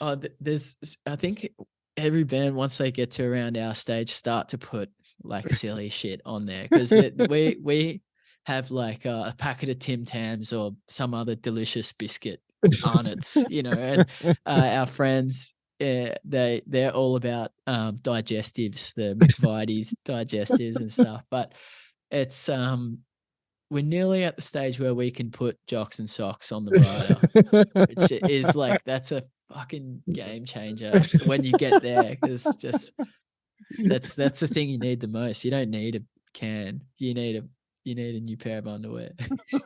After if you're on the road for a month, that's like yeah. Do you we'll, we'll finish off with the drinking thing, but because we won't talk about underwear too much. Do you trying to think of the words? Do you find because I mean, like I said, you've got so much access to it, but then you also read so much more, and this might be older people in the industry. Now there's more and more people becoming sober. Yeah. Um, do you find that the younger guys are right into it, but the older fellas have seemed that that's the novelty is worn off? Is it a I mix? I think it I think you've got a pretty even split on both ends of it. There's definitely some bands that are kind of our scene that, really go for it. But and then there's, guys like us who we're just basically full nerds, I was like just about to say, and yeah. then I went, "Oh, I won't say that one." Uh But yeah, you are the nerds, aren't you? yeah, pretty much. But and the thing is it's whatever works. Like you can't you can't hate on someone for, going for it and getting on stage because that's just like I guess that's like the rock and roll thing to do. If you Yeah. do that and your followers go, "Oh, that's the worst fucking show I ever saw," then that's bad. Yes. But if you can balance it right and no one's getting hurt and no one feels like they're getting ripped off, then go for it. But for us, it's like um, the music is like this creative output thing, but when it comes showtime, it's like, look at this position we're in that someone has paid money. And if it's because there's a lot of like 16 to 20 at a lot of Mm. our shows, it's like, think some Yeah. of them might not even have jobs and they've paid Well, they've had this to much work money 10 for, hours at yeah, fucking $4 an hour. they're, yeah, making, yeah, cashies at a fish and chip shop to be able to come. Yeah, don't And fuck it up. yeah, it's like for us, we want to just for the show to be the best. It's us, not drinking and stuff. That's our best show. For some people, it's the opposite. Some people can't do it without Mm. drinking. And yeah, like I said, that's cool. That's their thing. But yeah, I for I us, we just want to remember be clean. yeah, well, I mean it's as I said, you're basing your performance on the performance. Yeah, I remember excuse me. I remember this is years ago now. Courtney Love playing with Hull at Festival Hall, and a few of the guys that were working at the time, there was, a fair bit of alcohol up on stage and God knows what else. And she still played a great show. yeah, And a few of the guys were sort of talking about that and then other stuff. And I said, I my judgment is on the performance. You know, if they need, or if, you know, and again, it's not to condone it, but like you said, if people can go on stage and do that, and that's part of the big picture, then God bless them. But there's other people out there now who realize, fuck, you know, I can't believe I'm horrible, you know, and then suddenly I take that out and I'm performing a lot better, and more people are coming to my shows. It's not our place to judge. There's something they've got to work out, isn't it? Yeah, for sure. Yeah, and it's just a balancing act, I guess, and some people are better at balancing it than others. Well, it's good that you're balancing that earlier in your career, mate, because Yeah, you may have trouble if you leave it too long. yeah. We saved all the drinking and that for when we were playing 18th birthdays and shit like that. We got all that stuff out early. Got it out of the way. Yeah, yeah, got that out 6 years ago or something. All right. Question 9. 3 pieces of advice to people that are finding reasons to not back themselves, to instead back themselves. Oh, this one was the one I had the most challenge. Okay. Um, Do you feel you're not answering. up to giving advice yet? I think that is most of it, because I feel like, you know, it's a pretty, yeah, it's a hard thing to kind of advise someone on what to do. You know, there's You're obviously still figuring out yourself? yeah, this like, because there's definitely parts of my life where, you know, advice is part of my work and that, like being a Mm. instructor and that. But um, as far as like, you know, backing yourself in life, it feels pretty big. But I did write some things down. Um, I wrote down, they're kind of just all about trying, I guess. You know, trying something new or changing your environment, um, just to kind of see what happens. And Mm. most of those things outside of like material things, there's not really anything to lose Yeah. by just giving something a go. You know, and self doubt is a big thing for a lot of people.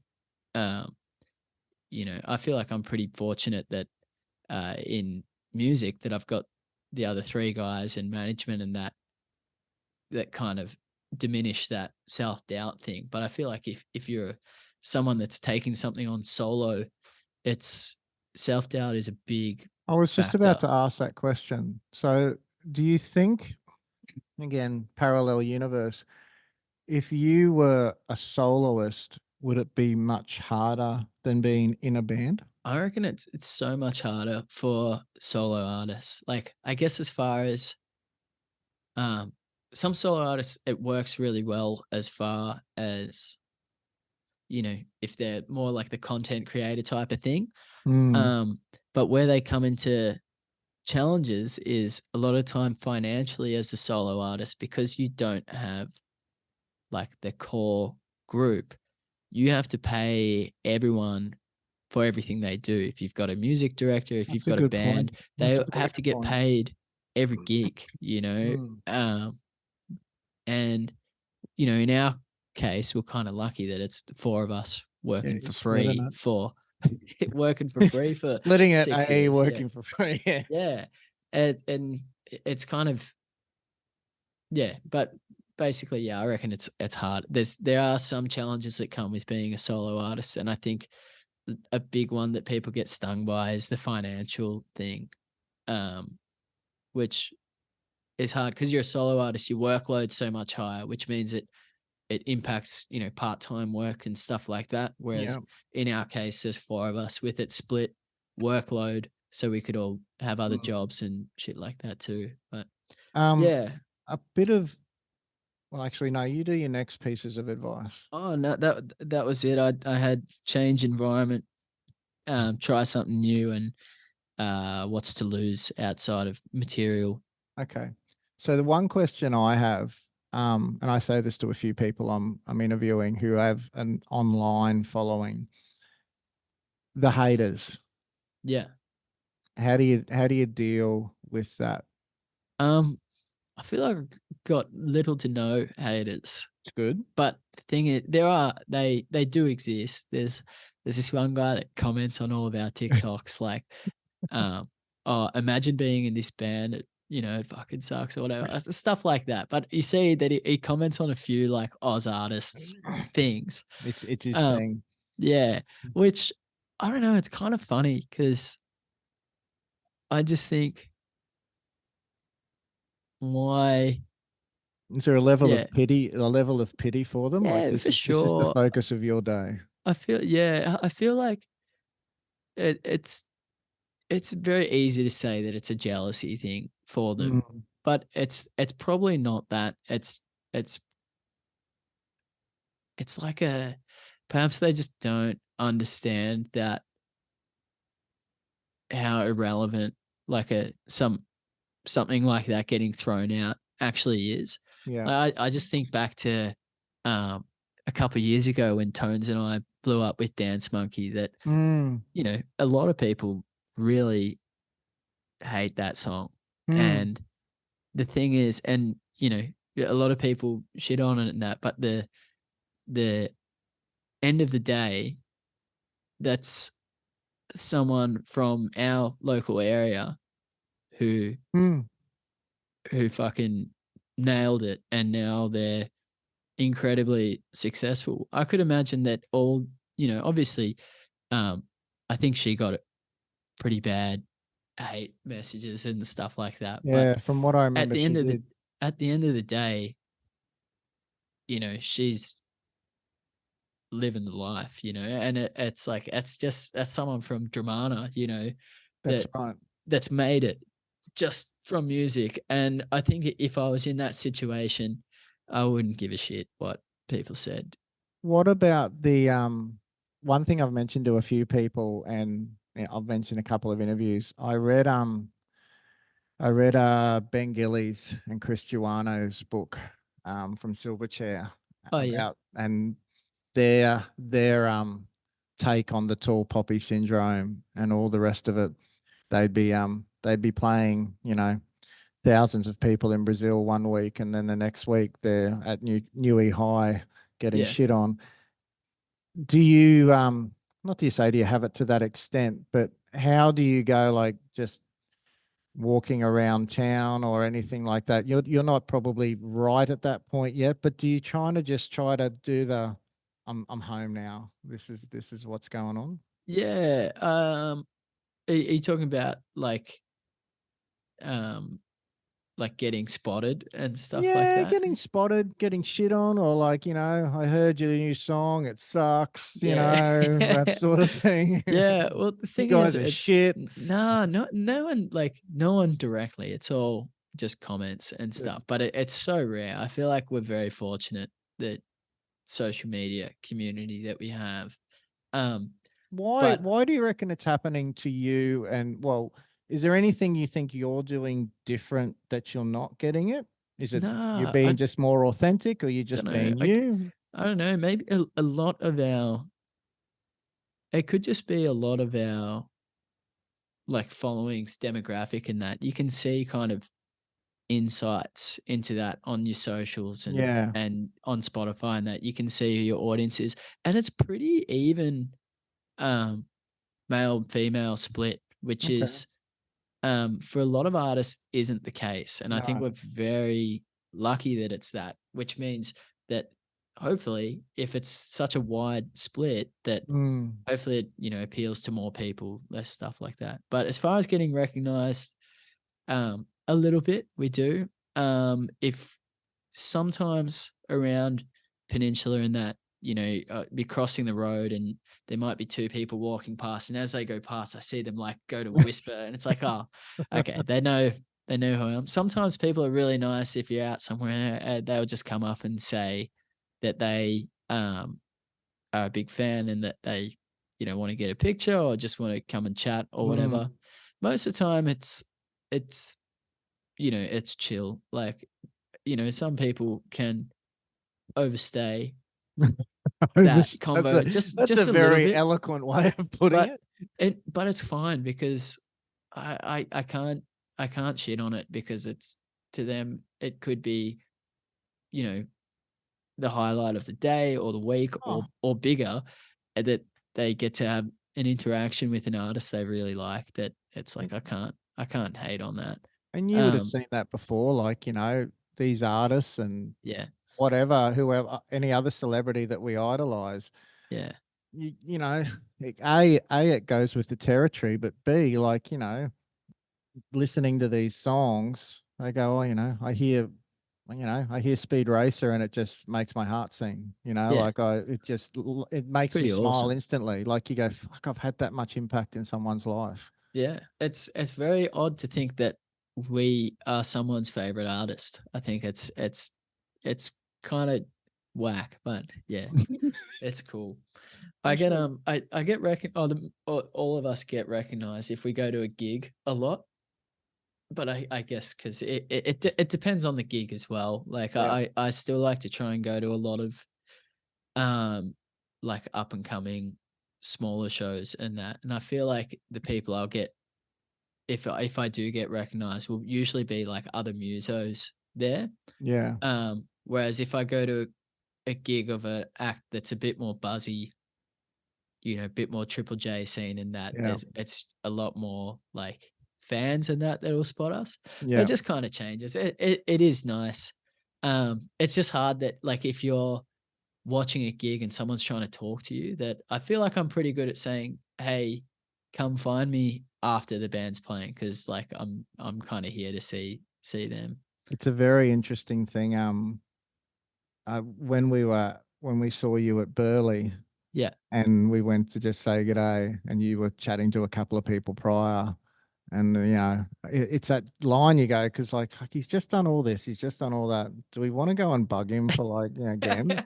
Because yeah, well, I I had no remember idea you seeing were what. coming. I wish you'd told me. I would have put you on the guest Well, list. see, that's a thing too, mate. Like I nickname it the favor bank. Yeah. And I still have a favor bank I can dip into every now and then, but I don't like being that guy.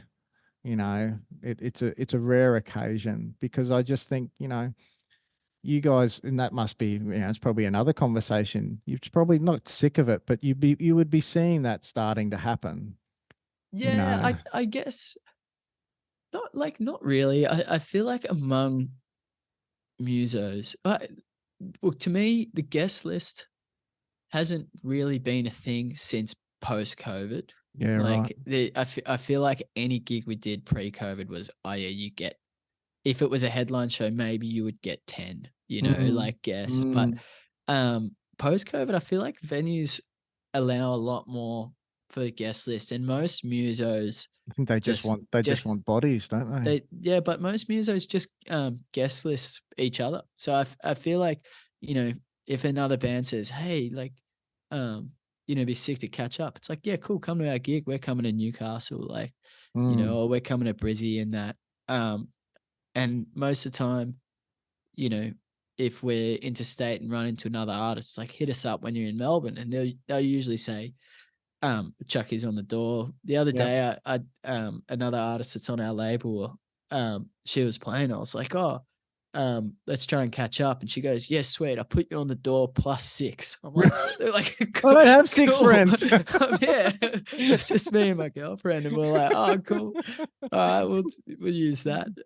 But yeah, it's sick. Like, um, yeah, but basically most artists have a few guesses to give out. We're playing Tivoli later this year. I'd like for you to come along. So All right. Well, um, you'll let me know the I'll date. let I'll I'll let you be know. I'll be there. Yeah, Approved. yeah, Approved. nice. All right, my friend. Number 10, a quote to live by. This one is like kind of hard because I don't really, I don't know. I feel like I don't really consume a lot of like uh profound Mm. like quotes and stuff like Are that. you a But reader? Do you read? not really. I do, if I do read, I like nonfiction Yep. though, but um and more like biographical Yep. stuff. Yep. But I wrote down two things, and they go hand in hand. And the first one is, you don't know if you don't ask. And Good. the second thing is, I guess, for if there's no one to ask, then take an educated guess and Okay. have it just kind of there's so much good to come from asking about something, and if there's no one to ask, then there's so much good to come from just having a Mm. crack at it. And I don't know if I can credit those two things to anyone. I watched maybe the first one about asking. Do you know Nardwar, the interviewer? He's like a Canadian guy. He's this really funny character No, I that haven't heard of them. he interviews people, and he just like finds out all this shit about their childhood, or something like real deep. And he'll go and like he'll give him a gift of be like, oh, I got you this because because this person and that, and everyone he interviews is like, who the fuck is this guy that knows all this shit about me? Stalking me. It's incredible. There's good compilation videos of him like freaking out his guests, but he Okay. did a TED talk about just asking for stuff, and he got to do a really intimate interview and get some photos with Kurt Cobain and Courtney Love Wow. when they were playing. Could have even been playing the venue we played in Canada, but the security guards see Nardwar coming, and every time he comes, they say "fuck off." Like they every time he comes and wants to talk to the artist and that, and they're like, "No, nah, don't come in." But he was getting rejected, and Courtney saw him get the arse, and she was like, "Oh no, fuck that! Like, come Yep. in." And yeah, got to hang out with Kurt and Courtney, and yeah, pretty kind of awesome thing, and just kind of for asking, Mm. can I do this, or what do you think about that, or do you I, know this person? Yeah. I do like that because there's so many times, and you would be already having these where, you know, one thing I say to my kids and even people in here, the worst that someone can say is no. Absolutely. Yeah. You Yeah, know. I felt so scared asking Chuggy for tickets to Elton John. I said, "Oh, Chuggy, Like that would I'm be a singing." that would be a drop in the ocean for Yeah. him. He goes, just fucking send me the names. And I was like, all right, sweet. I'm trying to work up the guts to ask him for Matchbox 20. Oh, But because I don't think he's promoting that one. So he has to kind of pull a oh, favor. he would If, fucking know somebody, mate. yeah. There is not many But people that don't know Chucky. yeah, there came a point. Vin and Angus were in Sydney, and they went to the office, and they were going to a gig in Sydney. And our manager Mark goes, "Oh, did you buy tickets for tonight?"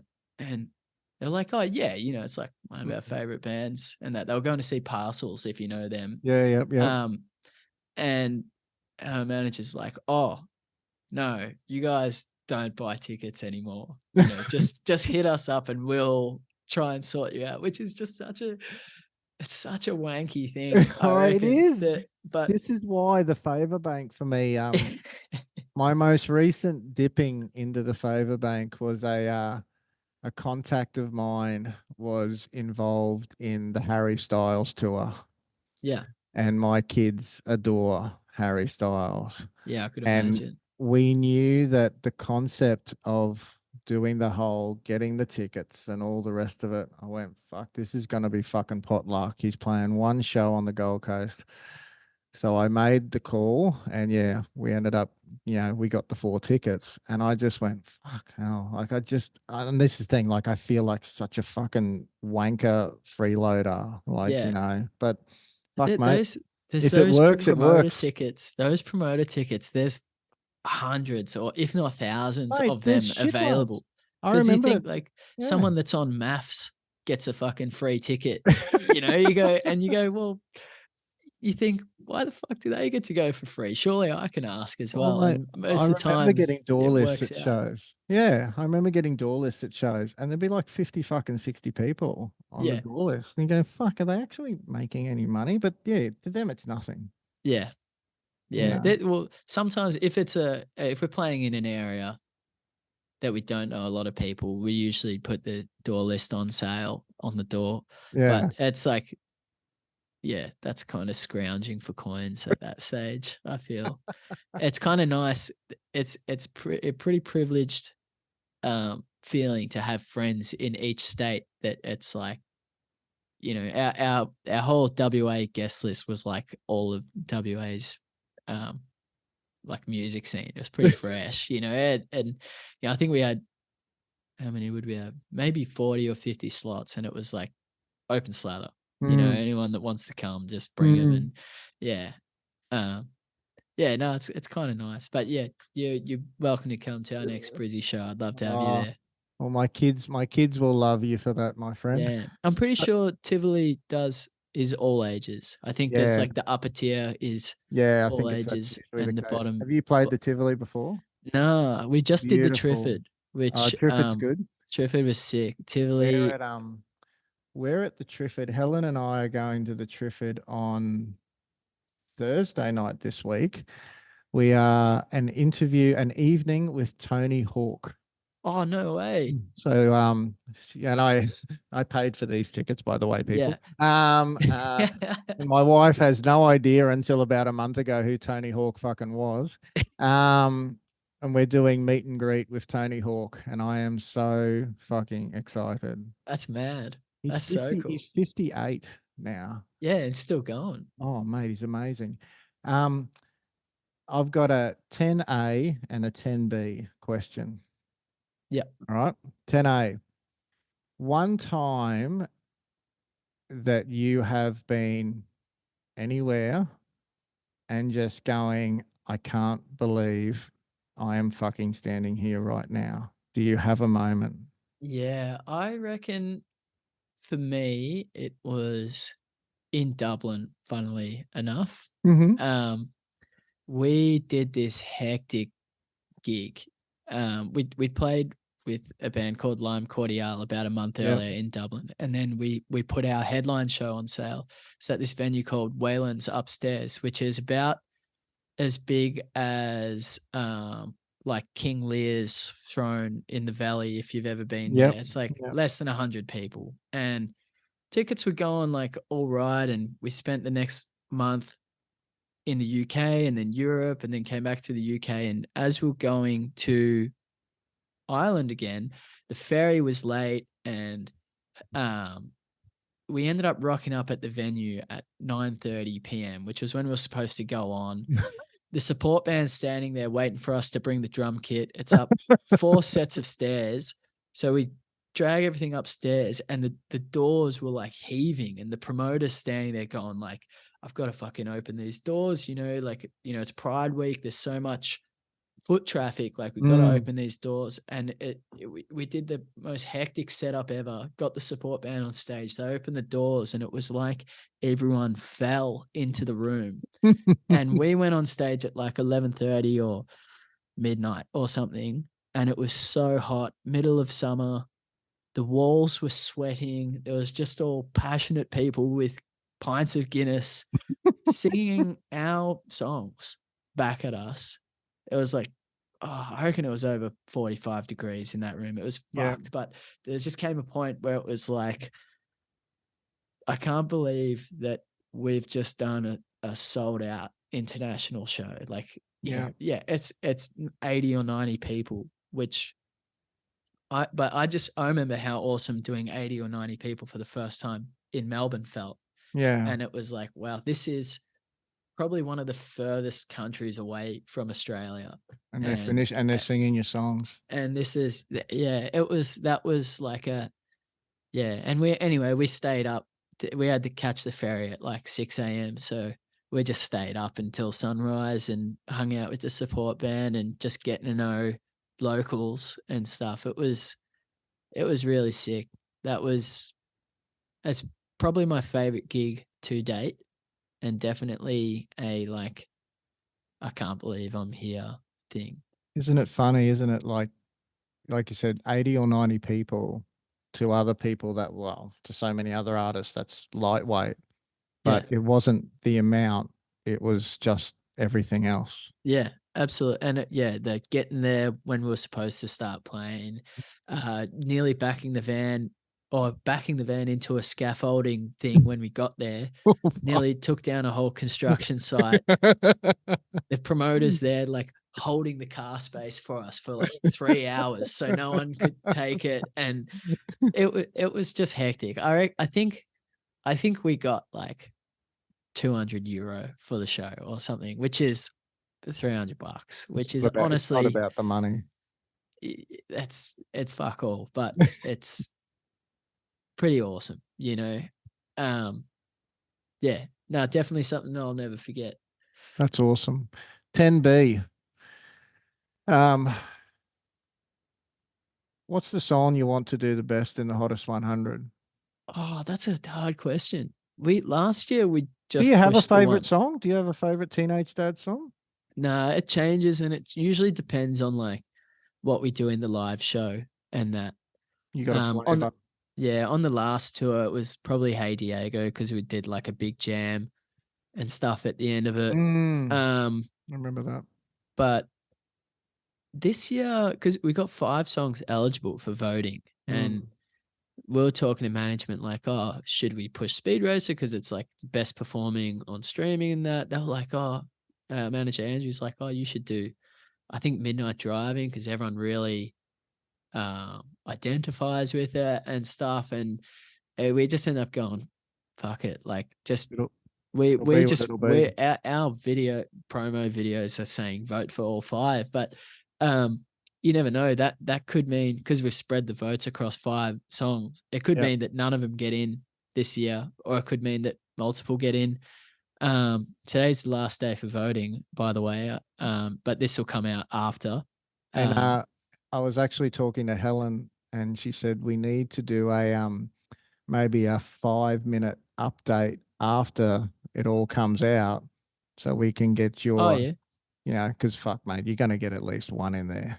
hopefully we'll You see. can't not get one in there. But yeah, if you want to do a little follow-up one, that'd be sweet. Um, and I guess, look, probably following that, it was funny at, off air, the martial arts side of things and this, and what we have. It's been really interesting to chat to you and see, regardless of all that's going on. And like you said, this is probably a different interview to what you normally do. Yeah, for sure. It's good to see, Connor, that with everything else going on, there's still those core values. Yeah.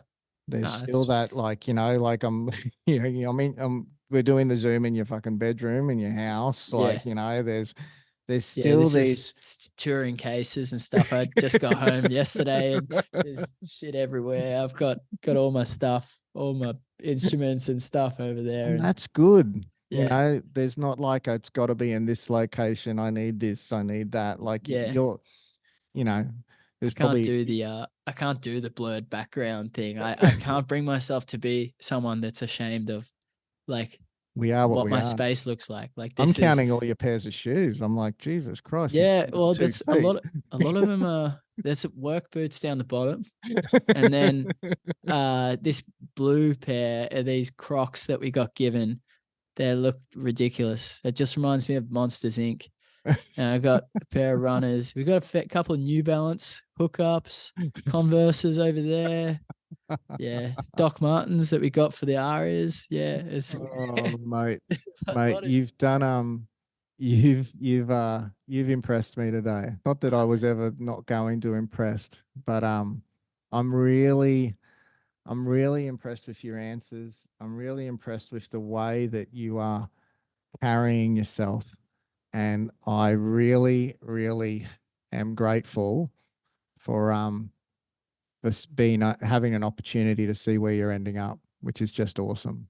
Thanks so much. I really think that I was looking forward to this because I've known you for so long, but we haven't really spoken like this That's before. So, exactly right. And I'm getting and that with nearly every interview at the moment. I'm walking away going, I've known you for so long, and yet I'm learning all these things about you. yeah, for sure. And because I picture you as kind of, in the kind of leadership role you have as Mm, far as BJMA Queensland and stuff goes, that it's like, you've got a lot of similarities to, one of my mentors who's Matt. mm. And it's really nice to, yeah, I don't know, just get to connect with you a little It bit is, more mate. because, we're all so alike and so different that, in what we do and stuff. And I think it's really cool that security and martial arts, and kind of relates to me doing music and all that stuff. It's pretty No, sick. it's been good to hear, and again, like I said, I've definitely seen the music industry from a different side of you, but to see how much the band is growing organically, from everything I'm seeing, it's certainly not going to your heads. I've unfortunately seen that before, and Yeah, it's not pretty. Um, to see that you guys are doing it the right way, which I think there is a right way and a wrong way to do it. It's admirable for you guys. You're only 25, so you've got all of this ahead of you. But so far, mate, I don't know if you're stepping too much out of line at all. yeah, nice. Thanks for that. So, guys, that's the end of our interview with Connor. It's been an awesome chat. We will hear this coming weekend how they go with the Hottest 100, which, for those of you who don't know, is the largest music poll in the world. I think it's something Really? like that. Um, and we might do a little catch up after this episode and see how they ended up. And obviously, we'll put on Connor's the band's handles and everything on Instagram. But if you just follow them, just search Teenage Dads. They're pretty easy to find. They've got some very well thought out reels and stuff going on there. And you guys are touring overseas. Any shows in Yeah. Australia coming up? Not until August, Okay. September, but they'll be announced, yeah, soon. We've got oh, sorry, we've got Laneway Festival coming up. Okay. Yeah, which there's one in Brizzy. So Yeah, there is. There is. that's Okay. like 2 weeks away, which is exciting. But again, Excellent. I don't know when this will air, so that might be arbitrary information.